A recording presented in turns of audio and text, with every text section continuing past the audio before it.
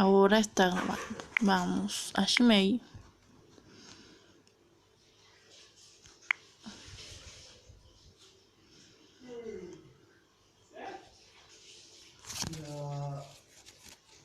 Los tornillos que de la ventana de arriba para ponerse, golpea mucho.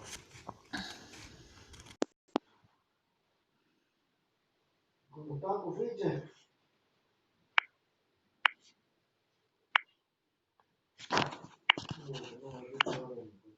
Hola, no se escucha nada.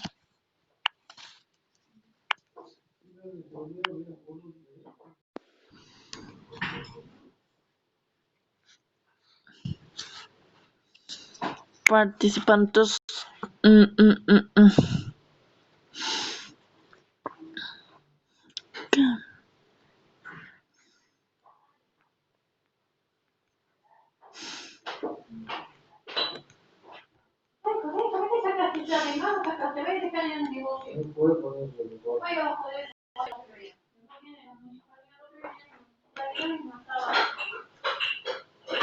No, ya lo he leído, mira. No lo he leído, no tengo la oportunidad. Ahí quiero cuando venga que lo vea bien y ver con ella. Que lo vea, que quede bien, que entienda para ti, que se quiere así como medidor de gastos. Por eso ahí está. ¿Qué pasó? ¿Qué? Señor,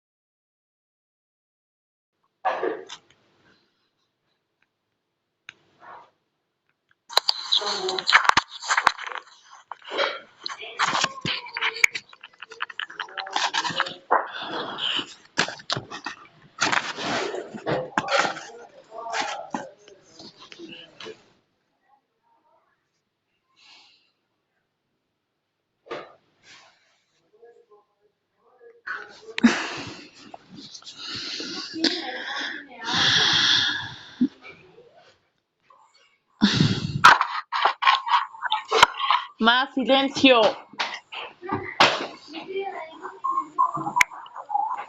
Buenas tardes, vamos a comenzar la clase de hoy. Como siempre, vamos a pedir que continúen con los pagos. Buenas tardes, profe. Para esto voy a comenzar a compartir con ustedes en pantalla. Buenas tardes. ¿Cómo está, Sergio? Buenas tardes. Muy bien.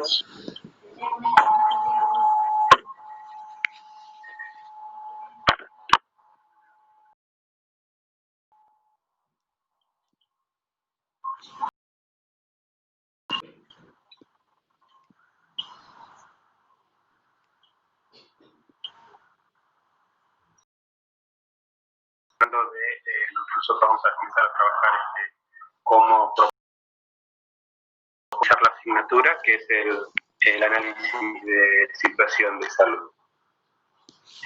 Para esto tengo aproximadamente 50 transparencias para compartir con ustedes.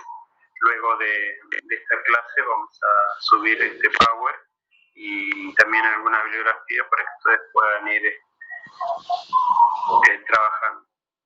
No sé si está el profesor Gil, José Gil,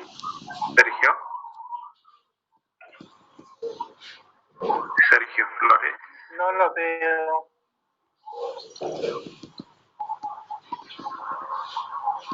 Para presentarlo. No lo veo, profe. Ma, que deje de joder a Nicole.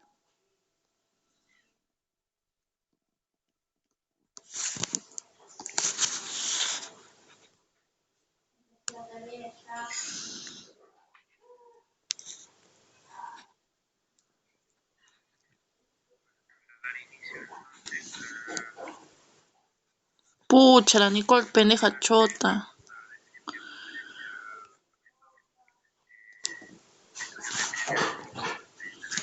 Nicole, deja de joder.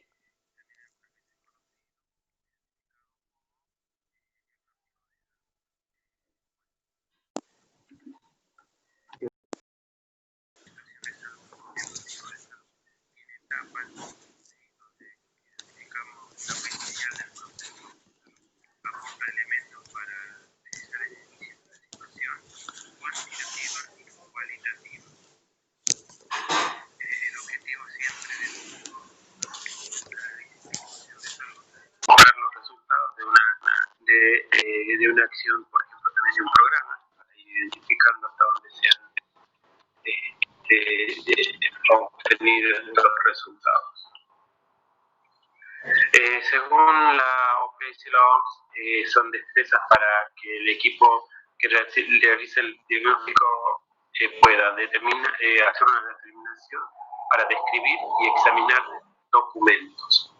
Voluntad para aprender, conciencia y sensibilidad de lo observado y escuchar atentamente. Es por esto que nosotros desde la cátedra consideramos muy importante el análisis de situación de salud, puesto que nos ubicaría en el escenario propio de la comunidad para poder comprender esa realidad. También hablamos de mediciones de nivel de salud en la comunidad, la salud pública, el estudio de salud de la población, y hay dos aspectos importantes aquí: la medición del nivel de salud de la población y el estudio de los factores condicionantes, que muchos de estos términos nosotros hemos venido trabajando ya desde el primer día de clase, cuando hemos hablado de mediciones de nivel de salud a partir de cifras absolutas y cifras relativas. Estudio de los factores condicionantes, también hablábamos de factores no solamente de lo biológico, sino hablábamos de los factores culturales, de los estilos de vida y del sistema sanitario. Estado de salud e enfermedad en la comunidad. Intervienen causas, factores, agentes patógenos de manera múltiple, dando de manera múltiple resultados, un producto global complejo con dimensiones y relaciones diversas que conducen a alteraciones orgánicas individuales a una enfermedad o a estadios intermedios, inclusive llegando a la muerte.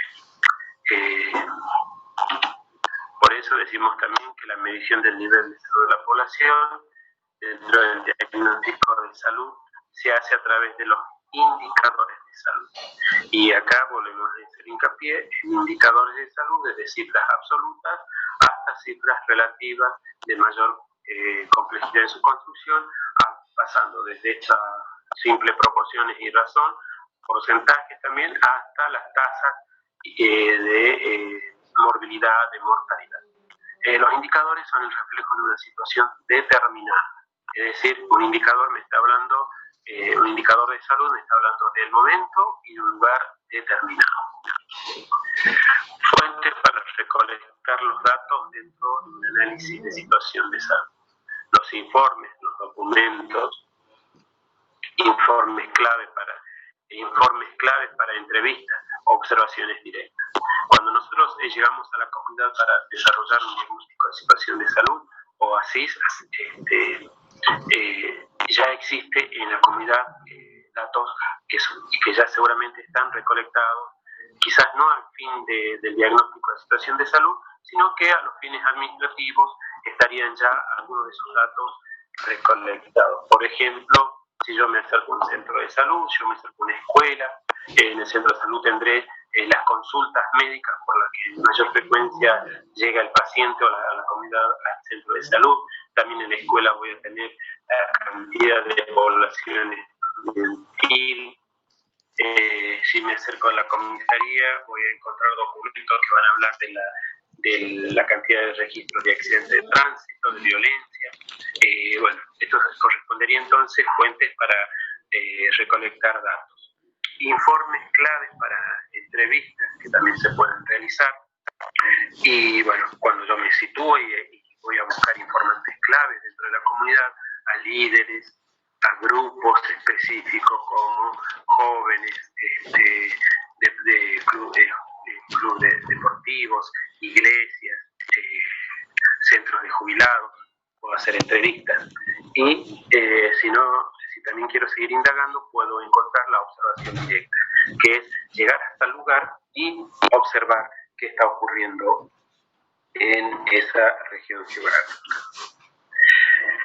La característica que tiene diagnóstica que tiene este diagnóstico de salud, la objetividad, ¿sí? La integralidad, la definición correcta de sujeto diagnóstico, definir comunidad diagnóstica y definir el tiempo de realización. Estas características son fundamentales para que nuestro diagnóstico de situación de salud pueda reflejar lo que nosotros al principio hablábamos de los objetivos de un diagnóstico de situación de salud. Sobre todo en esta cuestión de definir el tiempo de finalización. No puede un diagnóstico de situación de salud comenzar y decir, bueno, veremos hasta que yo termine de conseguir todo y cada uno de los datos que necesito.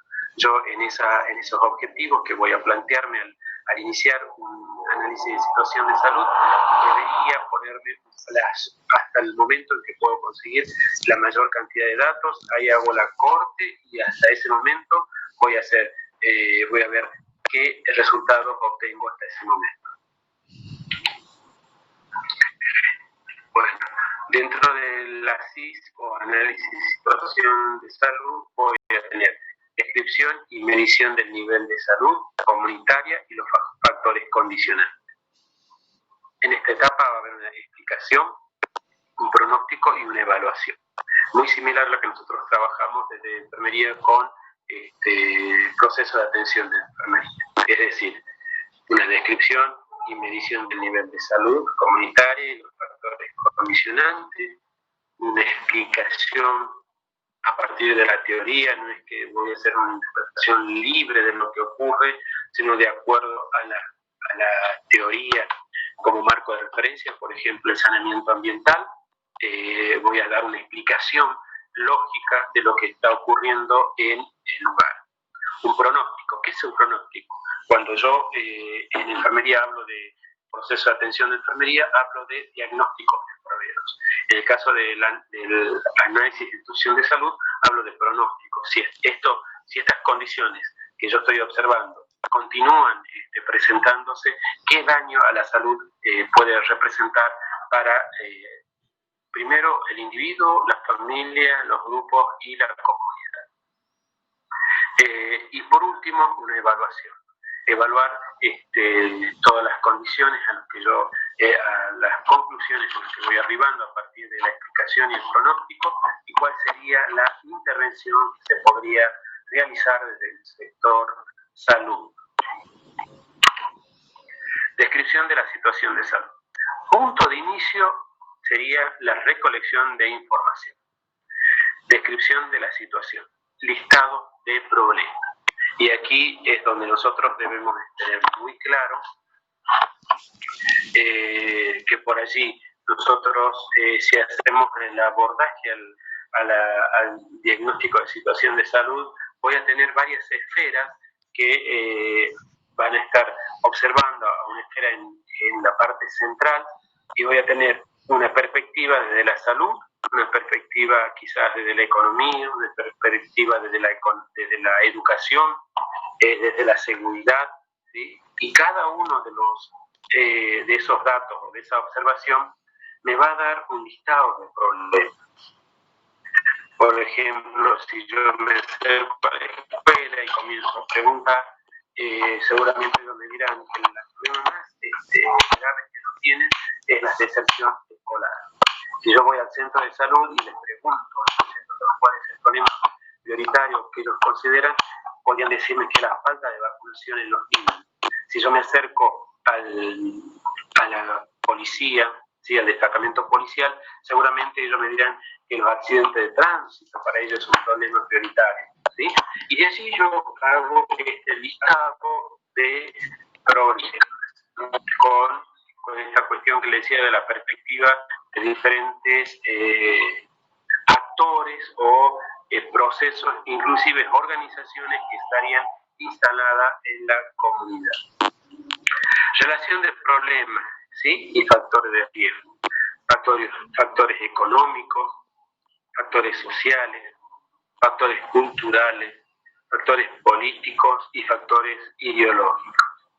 Todos estos factores, ¿cómo se relacionan con el problema o el estado ese de problema que yo había iniciado? ¿Cómo afecta la situación los factores económicos? Por ejemplo, si yo llevaría este trabajo a este momento, ¿cuál es el principal problema o factor económico?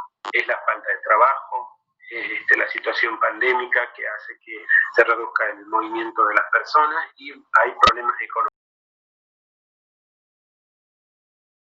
fuertemente sobre algunos problemas, los factores culturales, también otra cuestión acá dentro de la relación entre el problema que está ocurriendo, los factores políticos y los factores ideológicos. La explicación aborda la postura de la comunidad al sentirse parte del problema y cómo se organiza para intervenir. Por ejemplo, si nosotros logramos hacer reuniones con actores principales dentro de la comunidad, como decíamos hace un momento, cada sector va a presentar un problema, una dificultad. ¿Cómo vamos nosotros a intentar llegar a un consenso para iniciar la puesta en común o la priorización de ese problema? A partir del abordaje que vamos a hacer, considerando el problema como prioritario y supuestamente, o seguramente, mejor dicho, vamos a tener que ir a un consenso y definir el problema. Quizás nos salga el problema que nosotros estamos identificando, por ejemplo, falta de cobertura, pero sí salga un problema como sería la falta de agua potable, que sería otro aspecto a considerar. La explicación indica las poblaciones mayormente afectadas por problemas y su ubicación, es decir, dónde está el problema, dónde es más grave la inseguridad, dónde tengo mayor problema de falta de cobertura de inmunización. Y finalmente la explicación da una hipótesis de la presencia de problemas. El pronóstico, conocimiento que se tiene sobre el problema y relaciones con los factores de riesgo. Es decir, yo sé que si hay falta de agua potable, por ejemplo, en una comunidad, en una población, ¿qué me dice cuál sería la consecuencia inmediata si la población no tiene agua potable? Enfermedades relacionadas con de origen hídrico, ¿sí? Problemas seguramente de contaminación del agua, problemas diarreicos. Entonces, todo ese conocimiento que yo tengo sobre ese problema y relacionarlo con los factores de riesgo. O sea, a mayor presencia de esta situación, mayor probabilidad de que la enfermedad se presente. El pronóstico. Si no se realizan intervenciones, puede ocurrir, primero, que permanezca la realidad inalterable. Si los problemas desaparecen espontáneamente o se reduzcan o aumenta el problema. Esto sería la recorrida que yo podría tener en cuanto al pronóstico, ¿sí? Voy a decir, el problema va a permanecer inalterable. Puede ser que el problema desaparezca espontáneamente o se reduzca, o otro pronóstico que puedo dar es que este problema puede ir en aumento. Dentro del pronóstico también me permite evaluar las situaciones esperadas y las situaciones alcanzadas, no en función de la magnitud del daño esperado, sino proponiendo los pasos para variar el transcurso de los plazos marcados.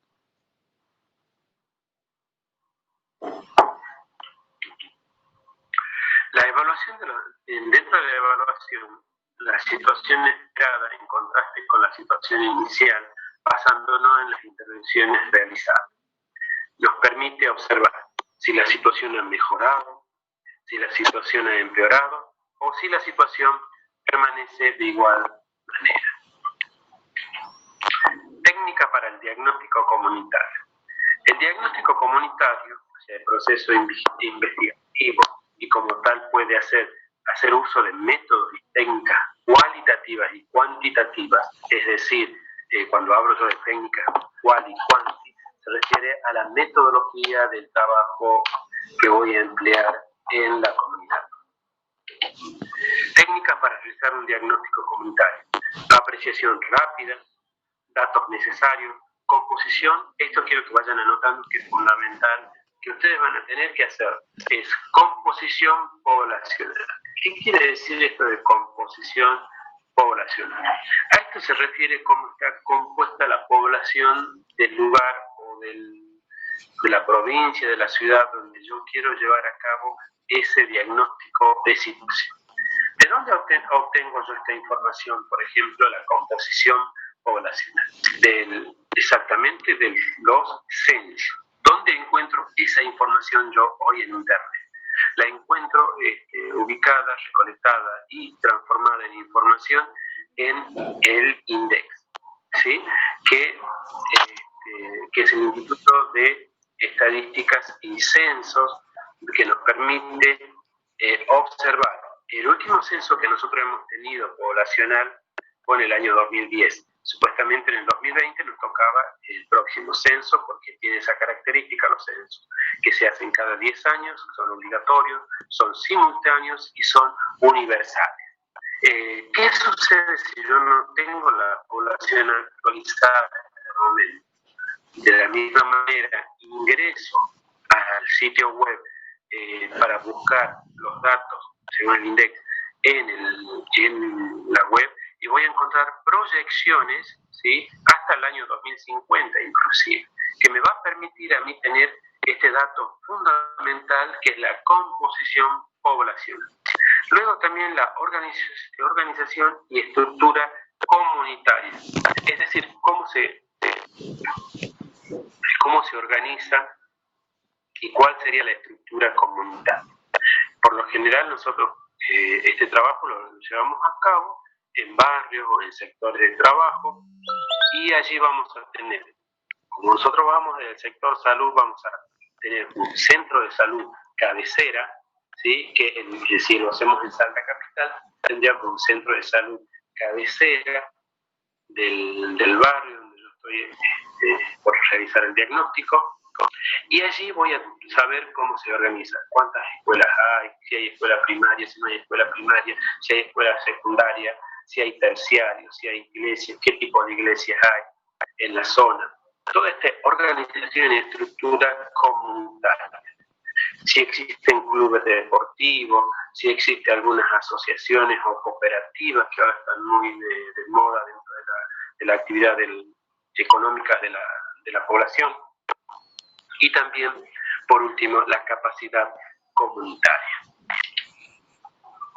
El ambiente familiar, ambiente socioeconómico, la enfermedad y la discapacidad, los servicios de salud y ambiente y las políticas de salud.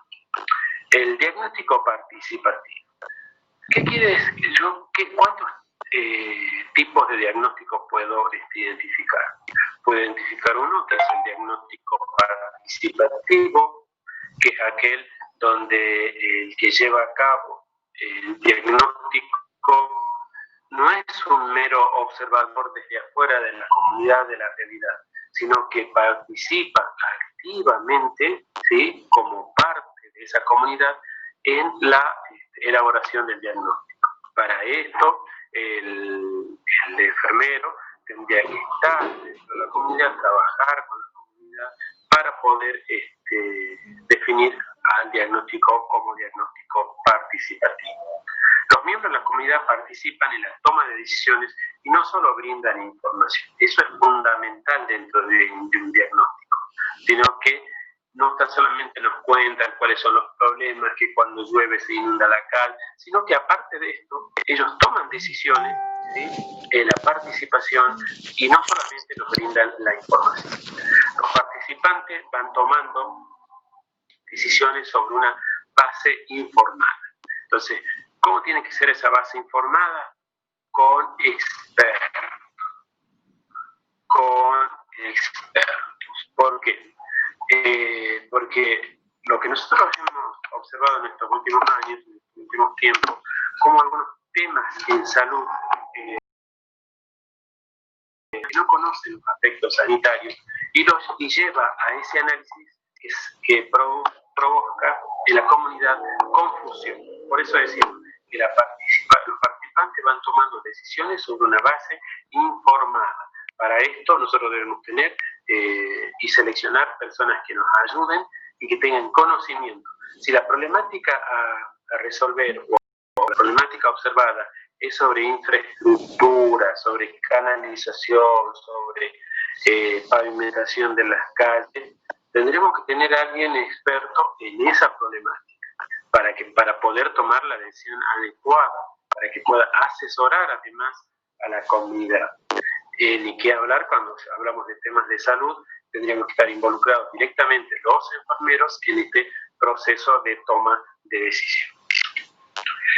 También otra característica del diagnóstico participativo, que es un proceso educativo, donde interesan no solo los resultados del diagnóstico, sino el proceso mismo del diagnóstico. O sea, no voy a buscar el resultado final para decir mi comunidad está libre de esto, mi comunidad está padeciendo tal cosa, sino que dentro de ese proceso del diagnóstico van a surgir aprendizajes, no solo de la comunidad, sino de nosotros como enfermeros que vamos a estar realizando este diagnóstico.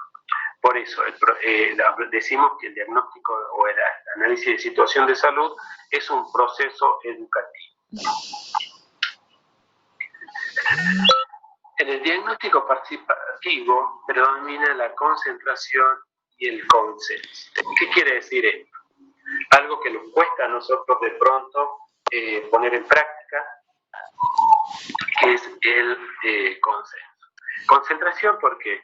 Porque yo no puedo comunicarme con todas las personas, pero sí voy a llamar a concentrarnos o hasta a trabajar con informantes claves. El consenso es importante, ¿por qué?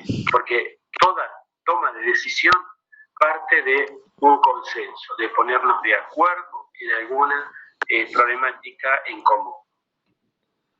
De última, si no podemos ponernos de acuerdo, iremos a una votación y en esa votación, previo a esto, habrá un debate, una defensa con argumentos de las situaciones que yo aquí estoy exponiendo, y luego de esto pasaremos a una votación. Y allí obtendremos el consenso que necesitamos para hacer este diagnóstico. El diagnóstico participativo también es en parte una negociación en igualdad de condiciones, ¿sí? Es decir, igualdad de condiciones entre el que realiza el diagnóstico, entre los participantes, entre los expertos, ¿sí? No es improvisado. El diagnóstico de situación de salud no es improvisado, sino que es planificado.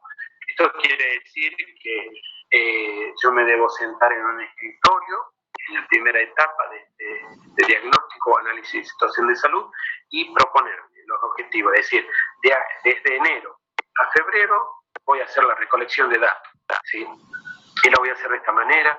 Para obtener estos datos voy a ir a tal fuente de información y así sucesivamente planificado, con etapas muy claras y con los tiempos bien definidos para poder alcanzar los objetivos propuestos.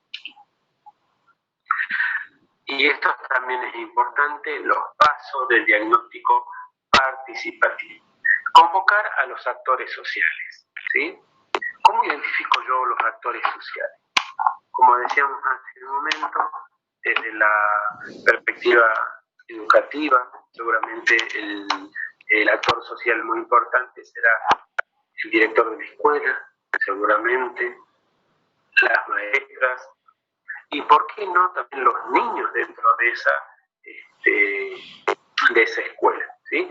Buscar algunos líderes, buscar algunos que representen cada grado y puedan presentar sus inquietudes.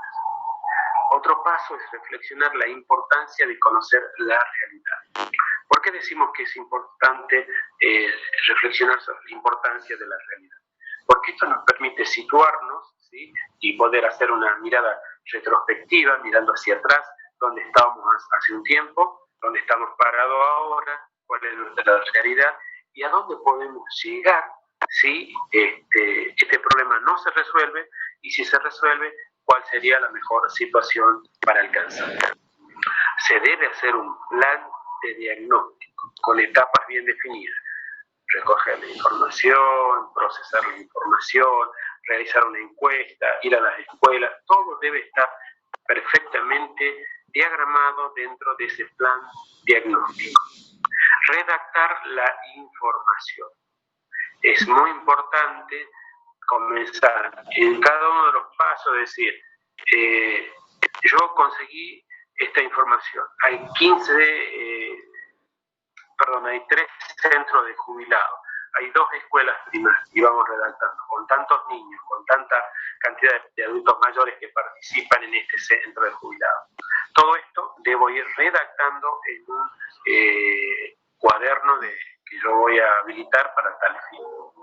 Procesar esta información. ¿Cómo voy a procesar esta información? En la clase del lunes pasado, nosotros hemos visto la bioestadística como base para la epidemiología. ¿Esto qué quiere decir? Que yo voy a trabajar tomando la epidemiología, la bioestadística, como decíamos, realizando cuadros de frecuencias, ¿recuerdan?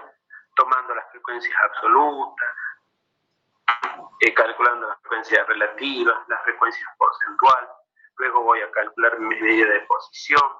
Todo esto es lo que incluye procesar la información. Una vez que he procesado, ¿sí?, toda esa información y la puedo presentar, ¿cómo presento yo la información? ¿O cómo socializo los resultados? Los resultados los voy a socializar a partir de informes, pero no voy a socializar el total de la información. Tengo que ser cuidadoso y poder hacer las conclusiones dentro de todo este proceso, de manera que no sea una sola persona la que redacte, sino que sea un equipo de trabajo el que vaya realizando en forma conjunta esta tarea. Esto se refiere a socializar los resultados. Y luego que socializamos los resultados, hacemos un análisis de la información. Analizar la información no es solamente hacer el cuadro de distribución de frecuencia, hacer un histograma de alguna variable cualitativa, sino es analizar la información. ¿Qué quiere decir esto? Tomando en cuenta todos los avances científicos sobre una problemática determinada, voy a observar qué está pasando en mi comunidad. Si yo sé que la falta de agua potable produce enfermedades de origen hídrico, tengo que hacer un análisis, tengo que decir, el 80% de la comunidad donde estoy llevando a cabo el diagnóstico de situación de salud, el 80% no tiene agua potable. ¿Qué me dice la teoría? ¿Sí? La teoría me dice que las poblaciones sin agua potable, ¿sí?, que carecen de agua potable, van a tener procesos de enfermedades de origen hídrico. De tal manera, entonces, yo voy a analizar estas dos situaciones, qué es lo que tengo yo en mi comunidad y qué es lo que me dice la teoría. En base a esto puedo proyectar y analizar esta información. Luego, vamos a identificar, seleccionar y priorizar problemas, luego de tener todos los problemas perfectamente bien definidos. Y vamos a explicar el problema priorizado, porque no vamos a hacer con todos los problemas. Vamos a realizar un ranking de problemas que podamos resolver. Entonces, elementos del diagnóstico comunitario. Esto va a llevar un trabajo, por supuesto, que decimos de trabajo tipo de presentación final como parcial, y aquellos chicos que estén en condiciones de promocionar estarían promocionando con la presentación de su trabajo. a partir de estos elementos. Una introducción, donde la introducción nos lleva a ver el trabajo en sí de lo que yo voy a leer a partir de las siguientes hojas. Es decir, este trabajo de análisis de situación de salud, por ejemplo, ¿no? Este trabajo de análisis de situación de salud corresponde a la asignatura epidemiología en enfermería como requisitos para promocionar la materia, cuyos objetivos fueron trabajar en una comunidad determinada, obteniendo algunos indicadores y llevando a cabo todo el proceso de análisis de situaciones en la introducción. Los objetivos bien claros. Yo voy a proponer conocer o realizar un análisis de situación de salud del barrio Solidaridad, por ejemplo, ¿sí? ¿Cuándo? En el año 2020. ¿En qué periodo? Diciembre, enero, ¿sí? ¿Y qué metodología voy a utilizar? Entonces aquí tendré que empezar a explicar. Iré a recoger la información como primera premisa para responder al objetivo que es la realización de diagnóstico de situación de salud.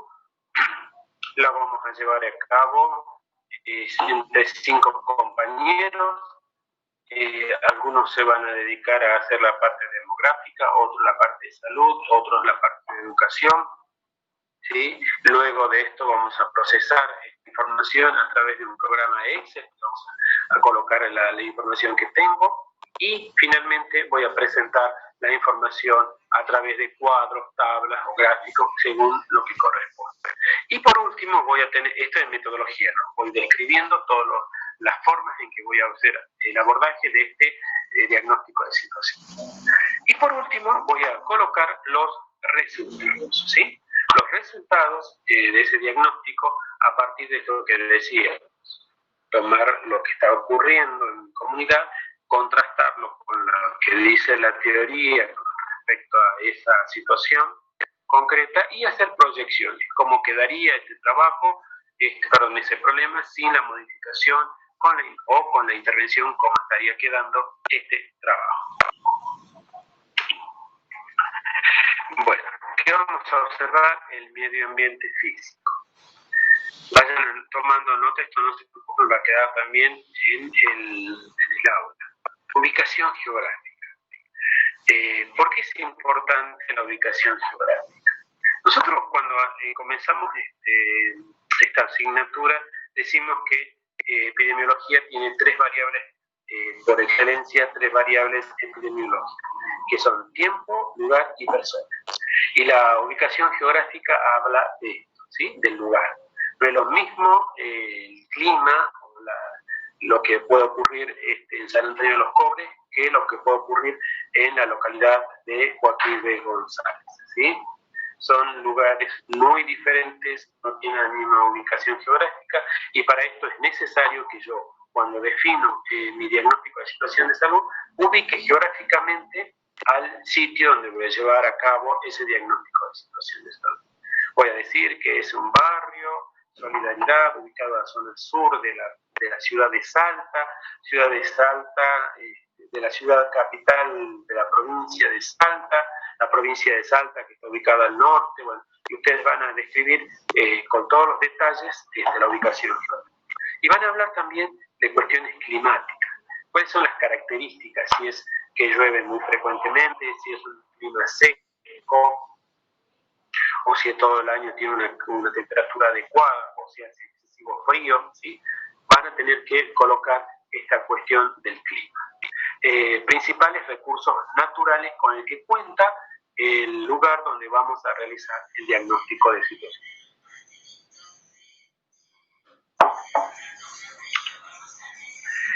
Medio ambiente de tipo biológico, es decir, la flora, la fauna, ¿sí?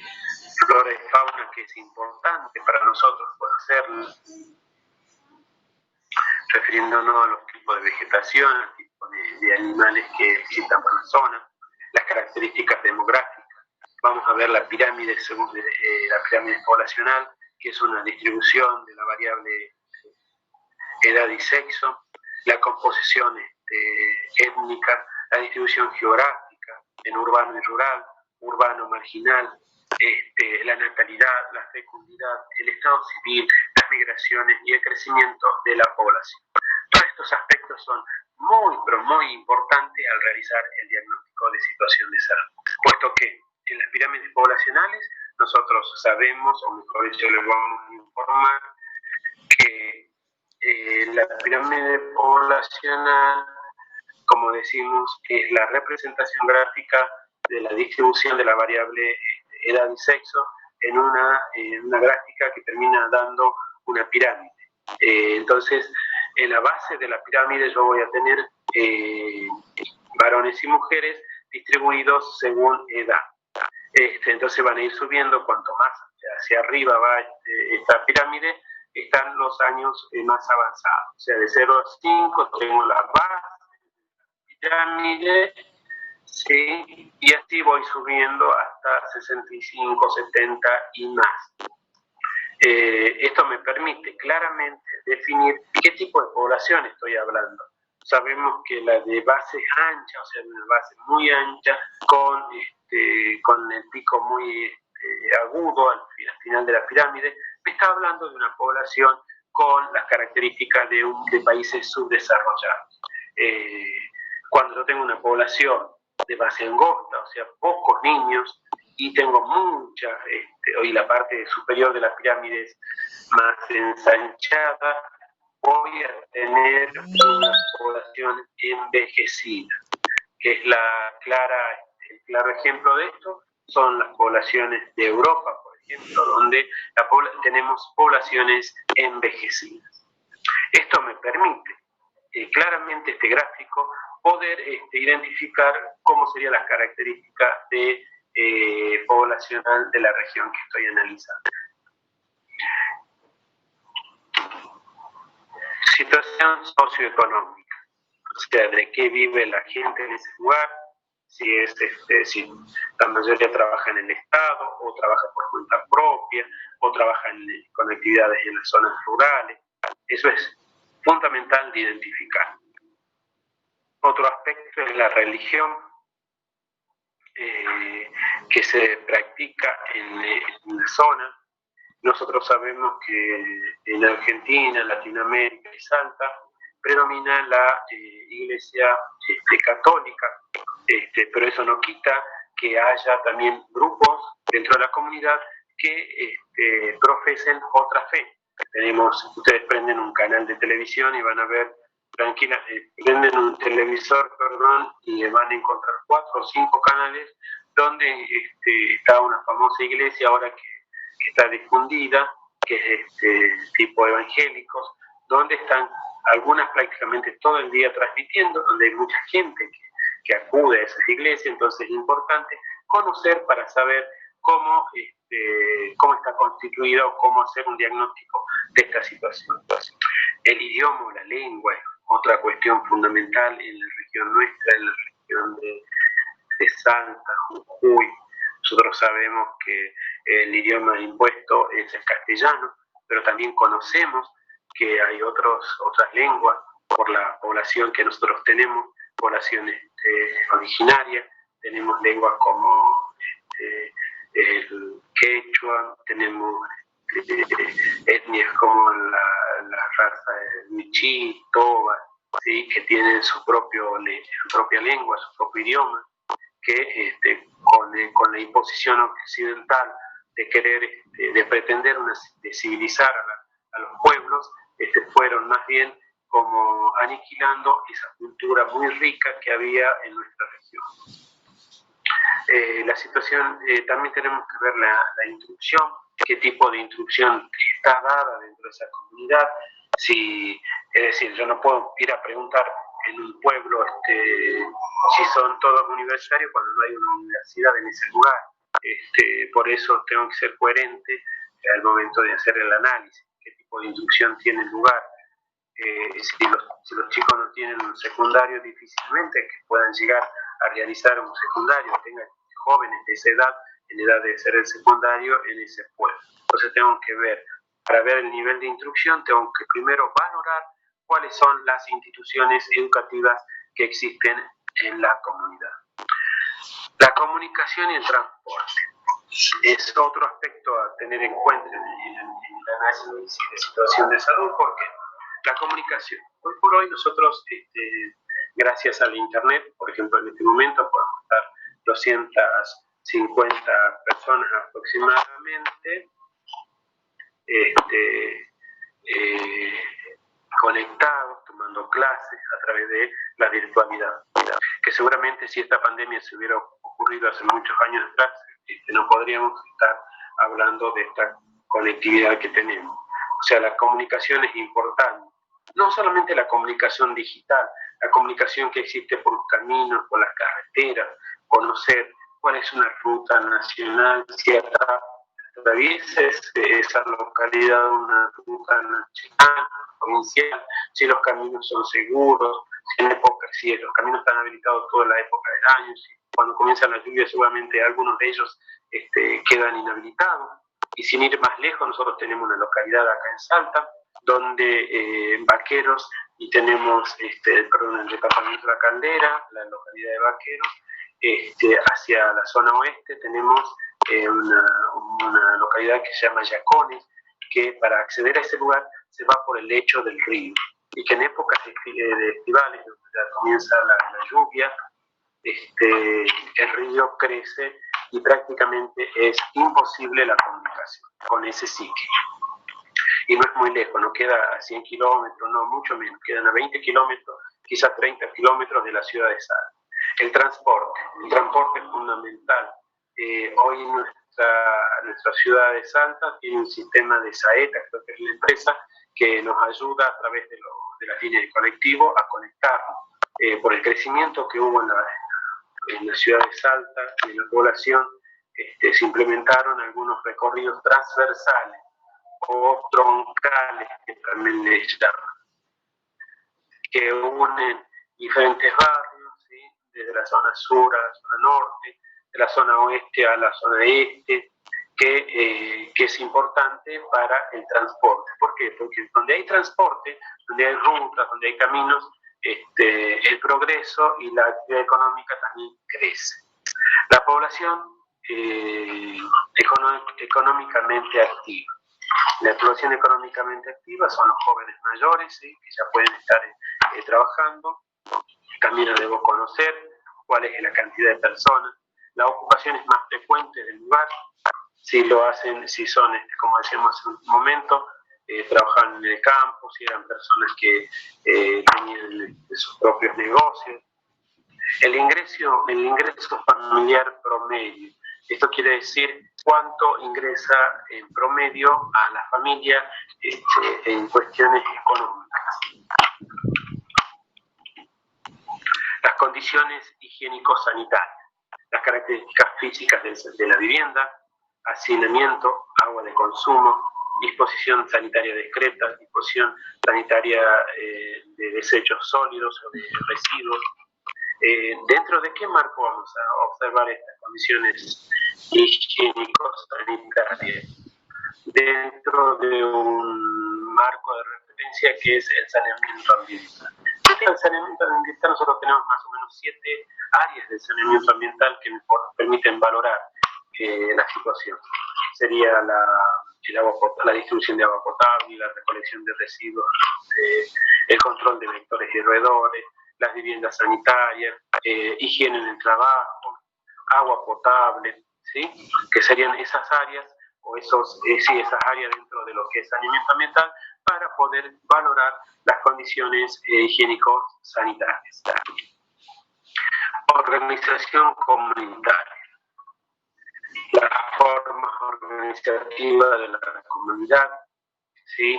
Como decíamos, si existen escuelas, si existen centros juveniles, clubes deportivos, agrupaciones, asociaciones, cooperativas dentro de la comunidad que van a ayudar al desarrollo económico o social también de la comunidad. La misión y el propósito que tiene ese lugar. Actividades de cada organización. ¿Para qué se dedican esa organización? Solo tenemos fundaciones dentro de la comunidad.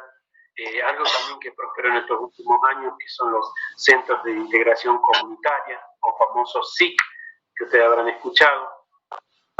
Los SIC es una organización dentro de la comunidad donde nos permite que la comunidad se organice y pueda dar respuesta no solamente desde el ámbito de salud, sino desde la capacitación laboral, desde la participación comunitaria, desde el desarrollo también de actividades comunitarias, sociales, que permitirían también escuchar y poder estar al tanto de los problemas que están atravesando la población. Formas de participación de la comunidad, espacios donde se concentra la participación de la comunidad. Nosotros en la zona sur tenemos espacios de participación económica, por ejemplo, tenemos las famosas ferias, la Feria de Solidaridad, que funciona el lunes y viernes, y luego los miércoles también tenemos el funcionamiento de otra feria por la zona, por la avenida Discépolo, y todo esto yo lo debo conocer, todas estas formas de participación. Nivel de participación de la comunidad, ¿sí? Hasta donde la comunidad, si yo la convoco para realizar un pedido, petitorio a los gobernantes, están dispuestas a participar. Momento de gestión en que participa la comunidad. ¿En qué momento participaría en la gestión la comunidad? A partir de este famoso diagnóstico o análisis de situación de salud, que va a permitir que propongan o pongan en común cuáles serían esos problemas y puedan gestionar a partir de la búsqueda de especialistas, de la búsqueda inclusive dentro de la misma comunidad, de una organización para dar respuesta a los problemas.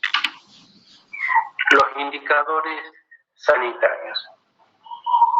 Bueno, acá sí tenemos que hacer un paréntesis porque algunos indicadores que vamos a trabajar más adelante estaría la mortalidad infantil.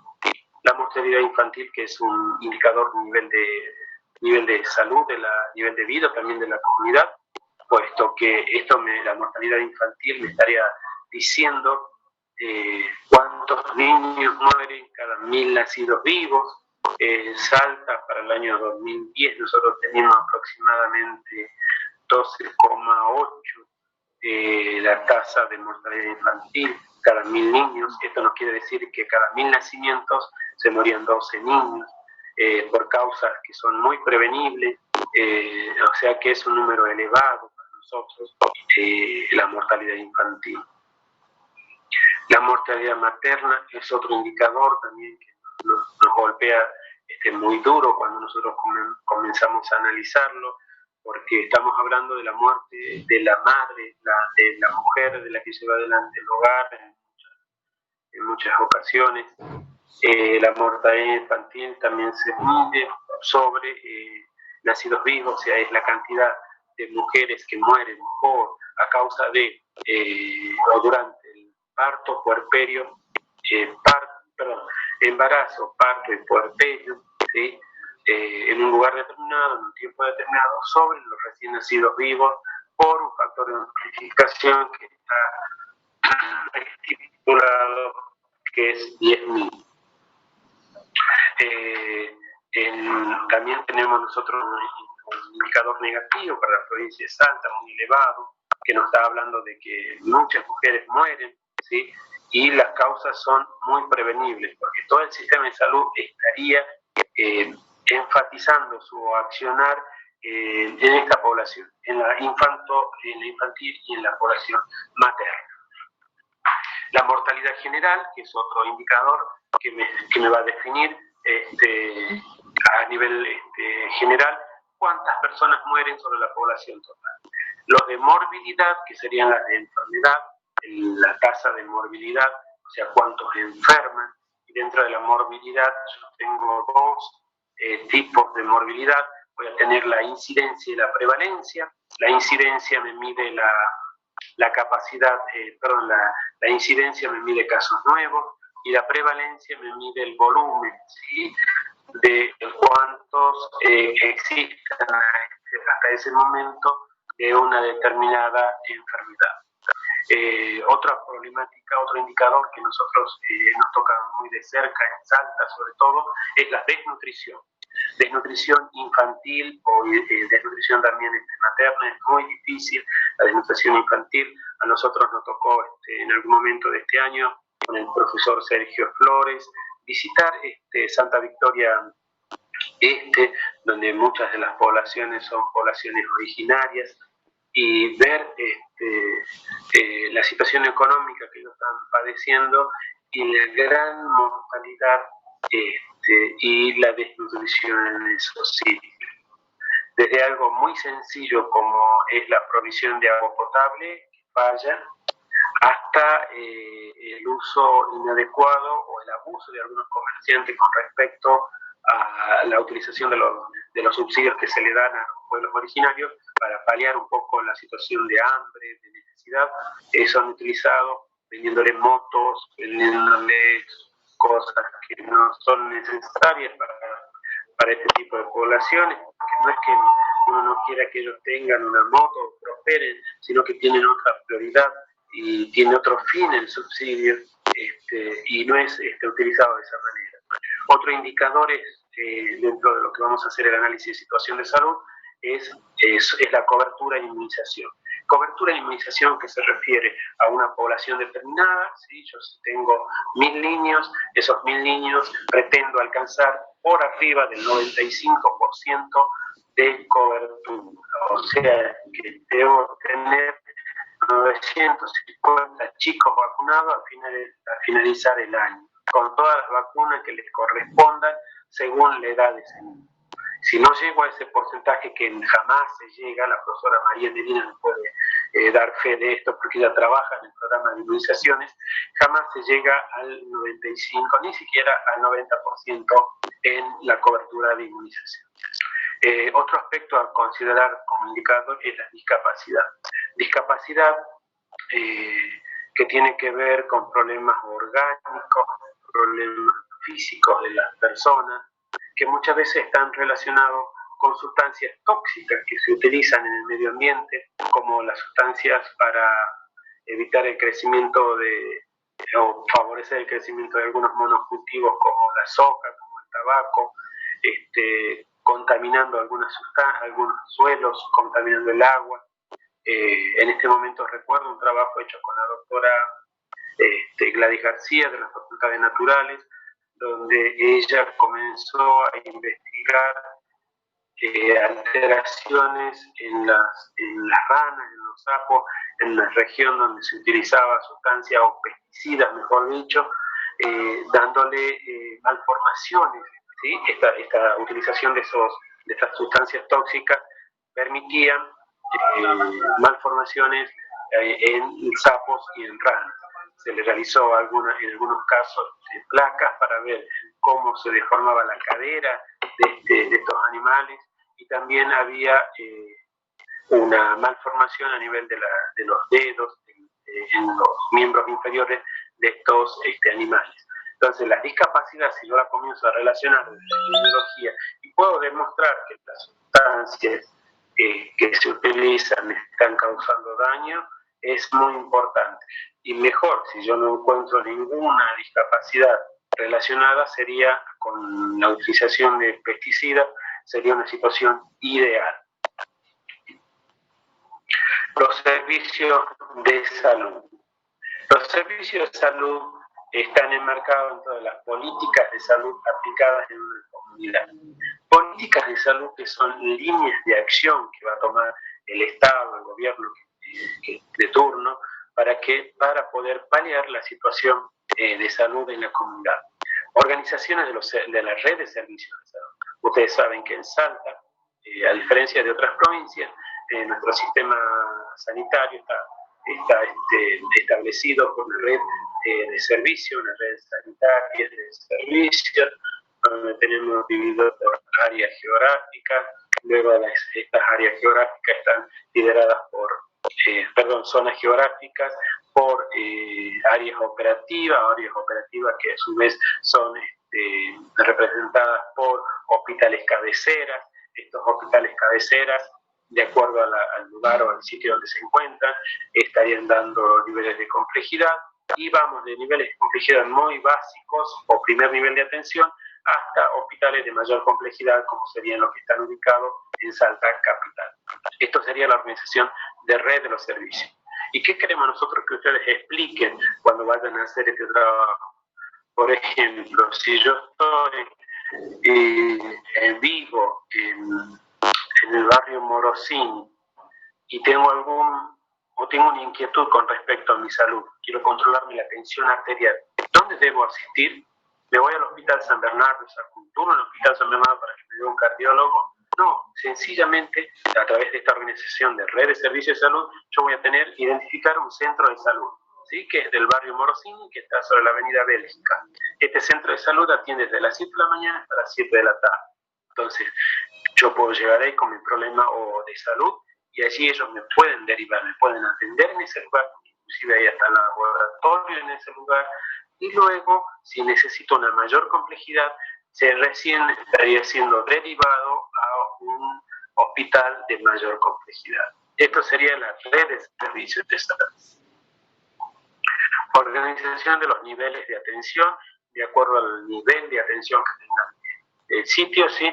Los niveles primordial o el primer nivel de atención estaría dado por los centros de salud, que están conectados en Salta capital, en zona norte, que está el hospital materno-infantil como hospital cabecera, y en las zonas del área operativa 55, que estaría el Hospital Papa Francisco, que en este momento es centro regional de referencia de COVID, pero que en su momento fue creado con la firme política de atender las necesidades de primer nivel de atención. Entonces tenía un enfoque diferente que el que está teniendo ahora, porque en ese momento no teníamos tantas camas para terapia intensiva.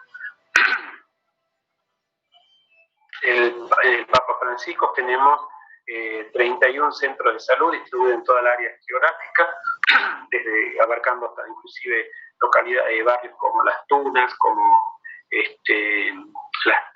tenemos Paraíso, Los Crespones, inclusive la isla. Todo eso corresponde al hospital de referencia que le decíamos cabecera, el Hospital Papa Francisco. Dentro de los servicios de salud también debo ver la disponibilidad de unidades de salud y recursos humanos que voy a tener. Es decir, que yo tengo que saber dentro de este diagnóstico cuántos enfermeros, cuántos médicos, cuántos pediatras, cuántos nutricionistas, cuántos psicólogos tiene ese centro de salud de referencia para poder dar respuesta a las necesidades de salud. La cobertura, o sea, cómo está provisto ese lugar, ese centro de salud para cubrir ese barrio. Por ejemplo, yo tengo barrios que van de 9.000 habitantes, ¿sí? Un área operativa, un centro de salud que tiene 9.000 habitantes en su área de responsabilidad, pero al estar tan cerca a otros barrios y más próximo al centro de salud, que no corresponden a su área de responsabilidad, y aumentan ese número e inclusive aumentan la demanda y la atención que se brinda en ese centro de salud. Por eso hablamos de la disponibilidad de unidades de salud y los recursos humanos. No pensar solamente en lo que es la área de responsabilidad, sino también el área de influencia, que por allí supera a la cantidad que tenemos en nuestra planificación. Y el financiamiento. Bueno, yo les quiero comentar que hay diferentes programas, por ejemplo el Proteger, que en algún momento tuvo otro nombre, que para todas las personas que no tienen obra social, el centro de salud recibe directamente del ministerio el dinero necesario por las prestaciones que brinda para que pueda realizar el equipamiento y la compra de insumos necesarios para la atención de las personas. Esto sería en cuanto a financiamiento. Bien, y llegamos a esta parte donde hablamos del listado de problemas y la clasificación. Seleccionar el problema, priorización del problema, la descripción epidemiológica de los problemas, ¿sí? Los problemas priorizados, ubicándolo en tiempo, lugar y características de las personas, de por esas tres variables epidemiológicas. La elaboración del árbol explicativo del problema, ¿sí? El árbol del problema, y los anexos que podamos, como encuestas, como gráficos, listas sábanas de algunas estadísticas que podamos presentar. Técnica para la priorización, vamos a hablar un momentito de las técnicas de priorización a la selección del problema. Y el problema de salud es lo que está, es lo que debe ser y es lo que es. Lo que debe ser el problema y lo es. En la comunidad determinada, la cobertura de inmunización con vacunas contra el sarampión debe ser del 95%, pero encontramos que es del 50%. ¿Cuál es el significado de este problema? ¿Cuál es el significado, mejor dicho, de esto? Que estoy teniendo un problema. Es el 95% que yo tengo que tener y estoy solamente con el 50%. Problemas a nivel general, determinando lo que ocurrirá a nivel particular y singular. Problemas a nivel singular únicamente condiciona al nivel particular y general en cuanto a la toma de decisiones. Y lo que nosotros hacemos es siempre a nivel general, por eso tomo como indicador la cobertura. La clasificación de los problemas en salud, actuales, potenciales, terminales, intermedios, locales y globales. Muy similar a lo que nosotros decíamos cuando hablábamos de proceso de atención de enfermería. Acá tenemos un ejemplo de la técnica de realización del problema con la matriz de selección de la Universidad de Montreal. Tenemos lista de problemas, ausencia de agua potable, altas tasas de mortalidad por diarrea, baja cobertura de inmunización y escasez de recursos. Importancia para los actores sociales. Para los actores sociales, todos, por ejemplo, es importante para cada uno de los problemas. El que no tiene el único problema que no tendría relevancia para ellos es la escasez de recursos humanos.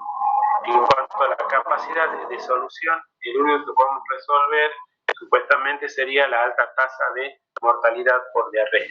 En cuanto a los recursos disponibles, lo podemos hacer sí, la intervención en la tasa de mortalidad y en la baja cobertura de inmunización.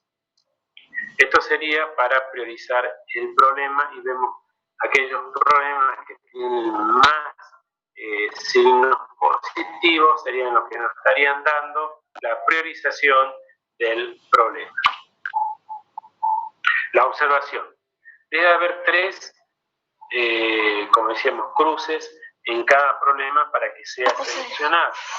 Si no tienen las tres cruces, no podría ser seleccionado. Paso 2. Técnica de priorización. Existen 4 técnicas.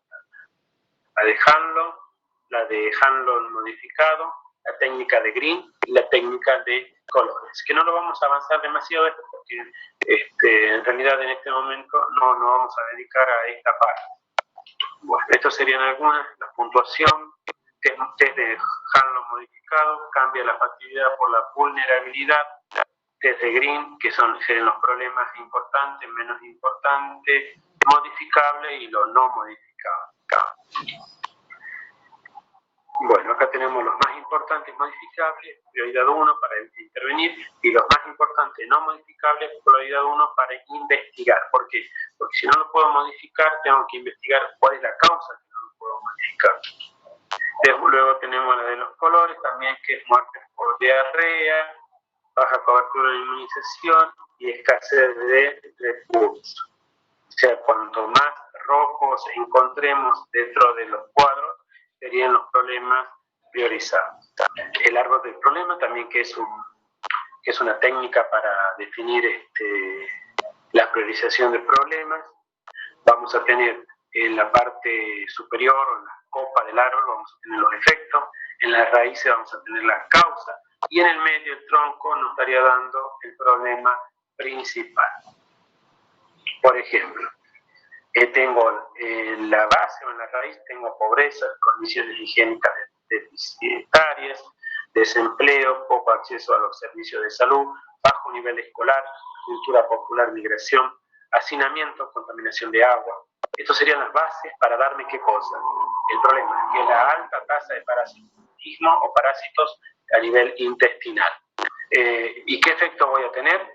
Desnutrición, baja productividad, bajo rendimiento escolar, que es muchas veces lo que nosotros observamos.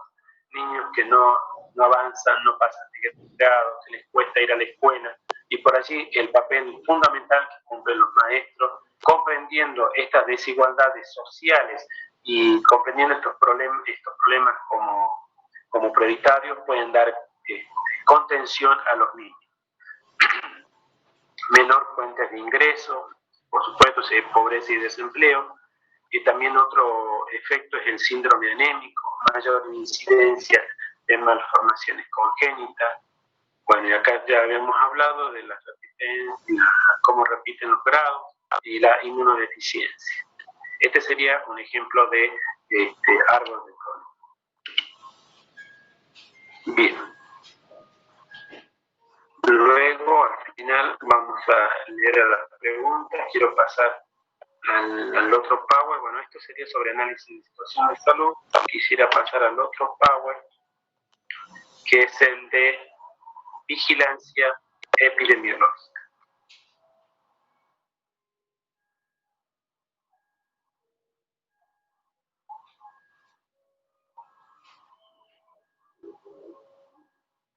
¿Me esperan unos minutos ya?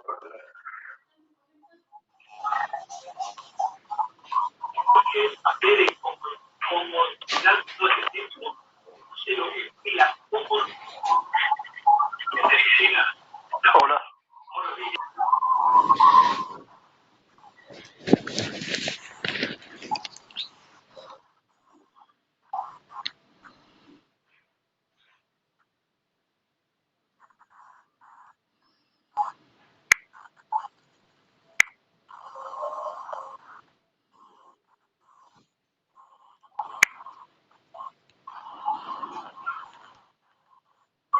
Está tardando un poquito en abrir. Nicole, mi hermana. Quita el celular.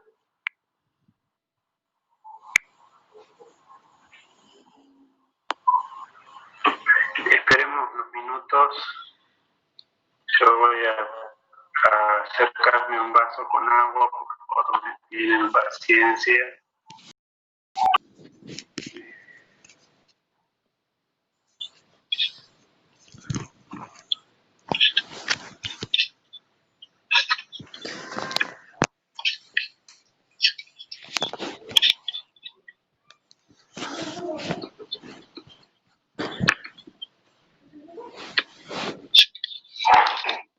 Buenas tardes, alumno. Buenas tardes, profe. Buenas tardes, profe. Lo que sí le voy a pedir. Buenas tardes, profe. Armo su micrófono.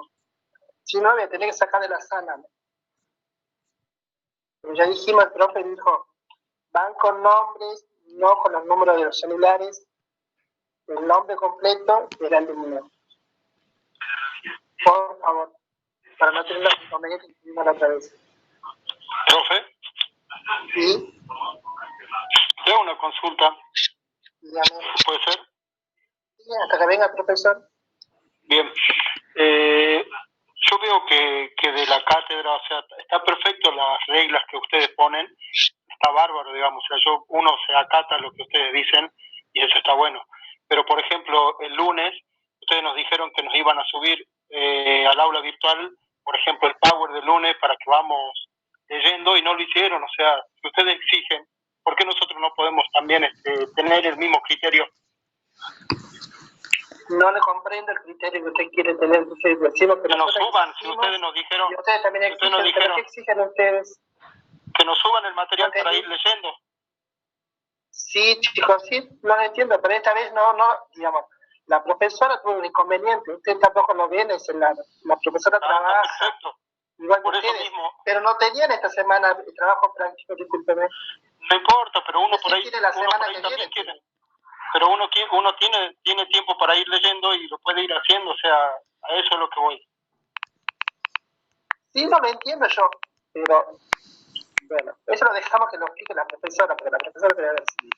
Está bien, o sea, es un caso especial de que la profe se haya enfermado y no lo haya podido subir, pero en el caso, o sea, es como decir, por ejemplo, ustedes nos pidieron de que, o sea, cuando yo planteé en la clase pasada, no, en la anterior, yo les planteé que habían chicos que no se podían conectar porque trabajaban y cosas, ustedes dijeron, ustedes se tienen que adaptar, no nosotros a ustedes. Está perfecto, entonces uno se adapta, eso está perfecto, uno entiende. Ahora, por ejemplo, hoy, media hora antes o una hora antes, recién nos avisaron que la clase era a las 3 de la tarde, donde hay chicos que pidieron permiso para las 5 de la tarde. O sea, a eso es lo que voy. Pero la plataforma no la manejamos nosotros, ¿no? Nosotros pedimos administración el día de hoy. Bueno, pero está perfecto. Pero yo digamos, entiendo, nosotros tenemos que poner a ustedes, no podemos. Digamos, ellos nos mandan a nosotros las direcciones. Lo pueden mandar una hora antes, aparte de la decisión. Una hora antes se enteran. Lo mandamos. Ustedes se enteran una hora antes de que tienen clase a las 3 de la tarde, 3 y media de la tarde.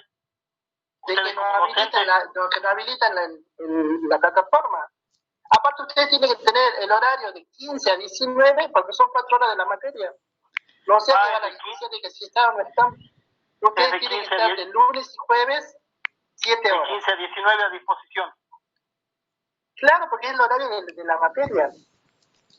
Son 7 horas semanales. No, está perfecto, está perfecto. No lo sabía, no lo había leído, no lo había visto en ningún lado, ni en el aula virtual está eso, de que son... No, eso lo tiene que ver en el programa, y está en el programa. Está perfecto ahora cuando... Buenas tardes, profesor. Ahí está el profesor. Disculpe, ahora vemos el tema vigilancia epidemiológica. Sí, profe, ese tema está en la unidad 4. El parcial tenemos hasta la unidad 3, que no es lo que dijeron en la clase. Sí. Igual lo mismo vemos. Sí, el tema es seguimos avanzando, aunque... porque como está en la unidad 4, creí que íbamos a ver hasta la unidad 3, hasta que vamos el parcial, así recién entramos al contenido de la unidad 3. No, porque sigue el tema todavía. Profesor, perdón, buenas tardes. Porque les quería presentar hoy este tema para que ustedes vayan viendo cómo realizar el trabajo que va a ser de carácter de parcial, se lo dijo hace rato, para que ustedes vayan pensando y organizándose para hacer este diagnóstico de situación. Entonces, por eso él quería adelantarlo ahora, para que ustedes ya vayan teniendo una idea del trabajo final, sería que se les va a pedir, que es de carácter de parcial. En empezar, para aquellos alumnos que están promocionando y que lleguen a promocionar, porque van a tener que, además de presentar este trabajo, van a tener que defenderlo en forma oral. ¿Cuándo va a hacer eso, profe?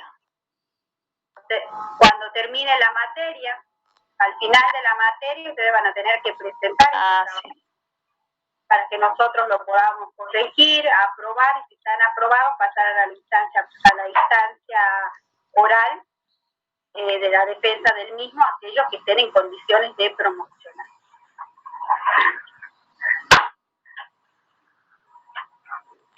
Bien, podemos continuar, chicos, así se le va quedando. Yo no tengo ningún problema del día lunes de volver a pasarles el power, volver a explicar de análisis de situación de salud. Solamente quería ir adelantándole, como hoy supuestamente es un práctico para ustedes, entonces yo quería aprovechar, y como ustedes estaban dispuestos y nosotros no le hemos subido ninguna actividad práctica para este día jueves, y aprovechando el espacio que tenemos en los horarios destinados a la asignatura, es que fui presentando el tema de diagnóstico de situación de salud.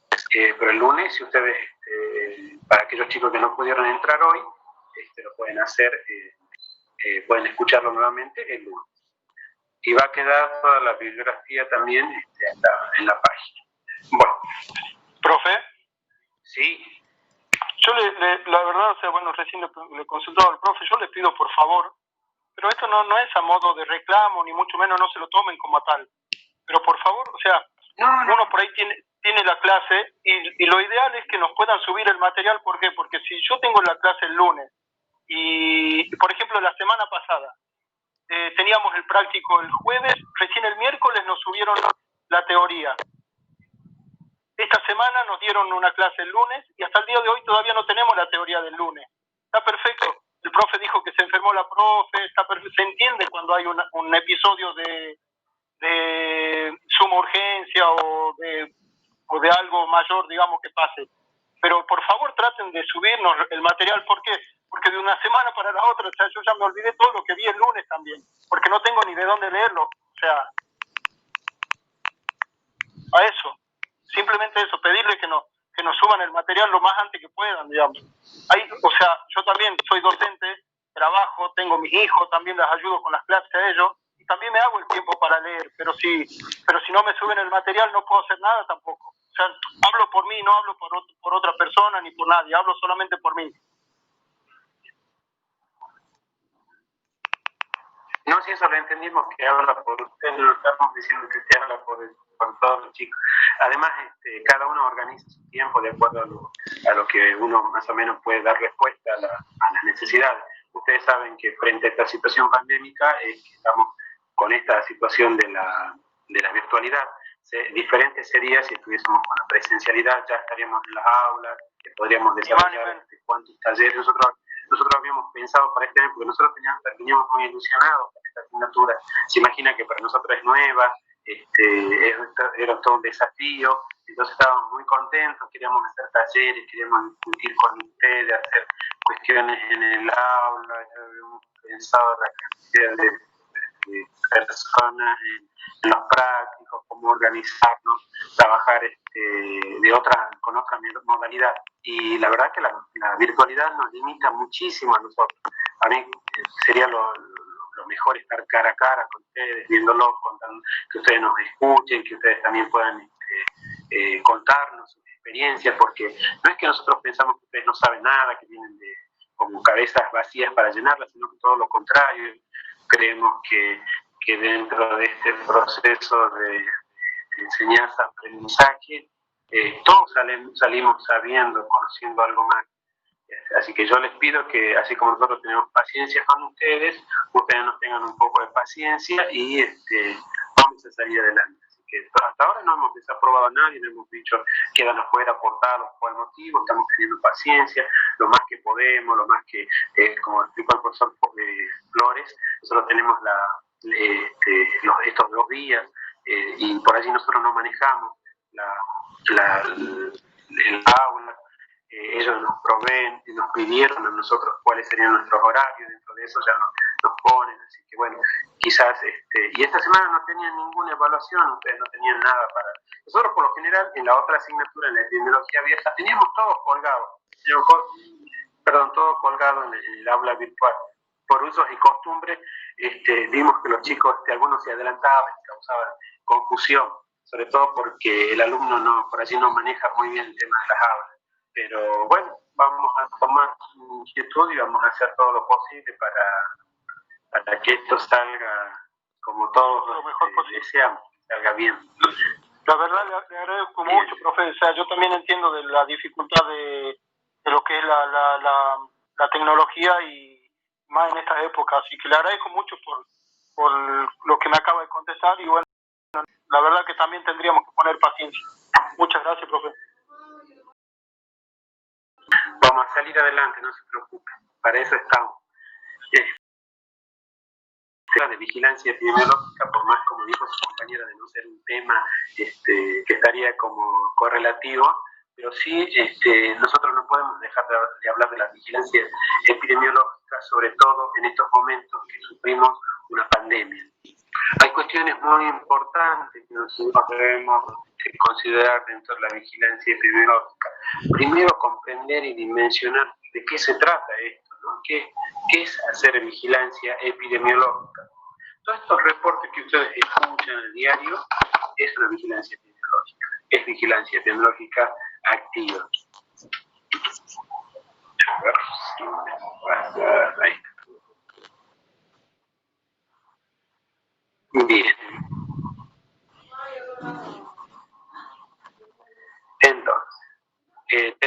vigilancia vamos a tener tipos de vigilancia. Decimos que la vigilancia epidemiológica es información para la acción, es decir, a partir del conocimiento de cómo se presentan situaciones de proceso de salud de enfermedad, vamos a tener acciones, ¿sí? Vamos a tener información para accionar. Vamos a tener dentro de estos tipos de vigilancia, vigilancia activa, vigilancia pasiva y vigilancia centinela. Ejemplos: fuentes primarias de información, instrumentos de registro, fuentes de información y consolidado. Todo esto lo vamos a ver dentro de esta unidad. Entonces, la vigilancia epidemiológica sería la recolección sistemática, continua, oportuna y confiable de la información relevante y necesaria sobre algunas condiciones de salud de la población.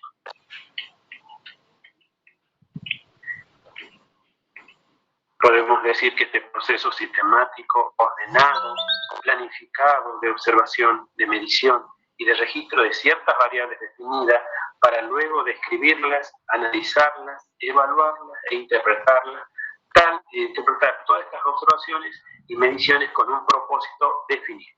Se aplica a grupos o poblaciones humanas para conocer la magnitud y tendencia de un problema de salud específico o general.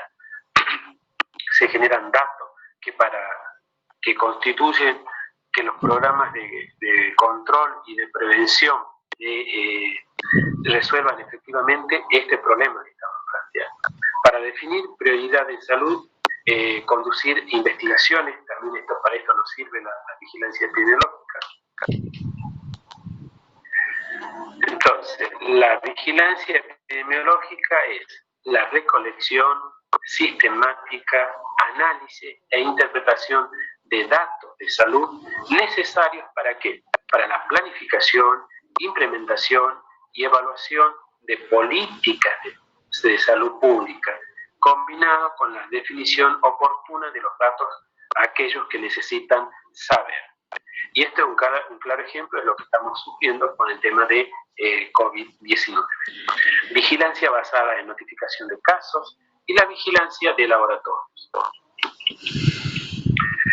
La oportunidad, la difusión y la calidad de esos datos de forma conjunta con el reglamento sobre notificación de enfermedades transmisibles obligatorias, la planilla C2, la ley del 2008 para el reglamento de la Internacional Sanitario. Atributos del sistema de vigilancia epidemiológica. El sistema de vigilancia epidemiológica que se pone en movimiento, se pone en acción a los niveles centrales, ¿sí? En primera etapa en los niveles centrales, luego a nivel operativo, debe ser simple, debe ser flexible, aceptable, con una sensibilidad, con valores positivos, predictibles positivos, con representatividad y oportunidad. O sea, no puedo esperar que pase todo y recién intentar recolectar la información. Tipos de vigilancia. Vamos a tener la vigilancia pasiva y la vigilancia activa. Y la vigilancia centinela. Estos tres tipos de vigilancia involucran principalmente, por ejemplo, la vigilancia activa se inicia frente a la sospecha de casos. Se desarrolla un sistema con unidades notificadoras, con personal de salud capacitado para detectar el caso sospechoso, registros especiales para dejar constancia del estudio de casos sospechosos, de laboratorio y de estudios de contacto. Y la epidemiología pasiva se inicia cuando el caso o consulta al personal de salud, al médico en este caso, no requiere de la implementación de unidades notificadoras, el caso consulta en el sistema habitual y hay un registro a través del sistema habitual de notificación de casos. Esa sería no hay nada novedoso. El sistema de vigilancia epidemiológica, la pasiva requiere de la confirmación del caso a través del laboratorio. Se implementa cada vez que se requiere eliminar una enfermedad. Requiere de notificación negativa semanal, que que dé cuenta que el sistema está alerta en la búsqueda de casos sospechosos. Acá lo podemos relacionar tranquilamente, ustedes lo pueden observar cuando prendemos la televisión a la mañana y el Ministerio de Salud de la Nación comienza a reportar el número de casos. ¿Y cómo lo hace? Hay tantos casos estudiados, confirmados, en espera de resultados, tantos casos de mortalidad, ¿verdad? En ese momento estamos viendo una vigilancia activa. En la vigilancia pasiva el caso se notifica basado en los antecedentes clínicos y se implementa por razones de control nada más de la enfermedad. No hay un sistema de información que esté buscando la presencia del caso, de la confirmación del caso. ¿Qué uso va a tener para nosotros como enfermeros la vigilancia epidemiológica? La vigilancia epidemiológica es la estimación cuantitativa de la magnitud de un problema. Entonces, en este caso, al hablar de estimación cuantitativa, yo debo hacer base de ¿dónde? En la bioestadística, para ver la magnitud del problema. Determinar la distribución geográfica, dónde se está dando eso.